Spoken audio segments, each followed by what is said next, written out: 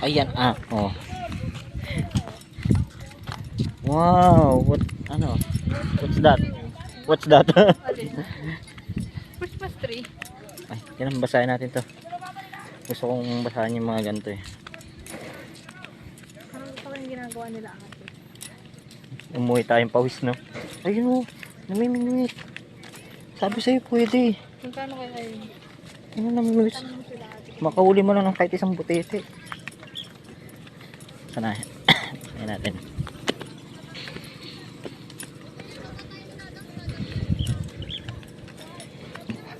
Okay. So, Office of the Governor General of the Philippine Island, Manila, December 24, 1920. Executive Order number 57.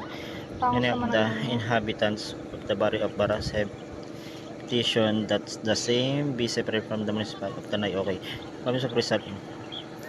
Kasi dati sakop yan, itong baras, sakop pa to ng ng Tanay. Ano? Sakop pa dati to ng Tanay. Tapos bakit sila namumukol? Yan o, province of Rizal. Independent municipality.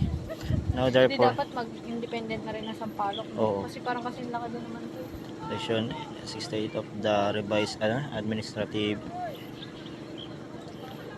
established by section 10.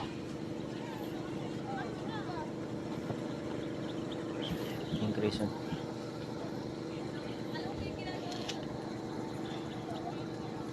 The municipality of Tanay shall consist of its present territory less the territory comprised in the borough of Baras, the municipality of Baras.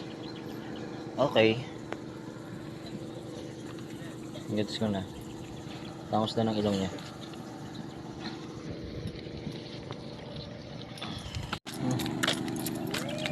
May gym pa dito. Wait, ito. Paano mo pag-video?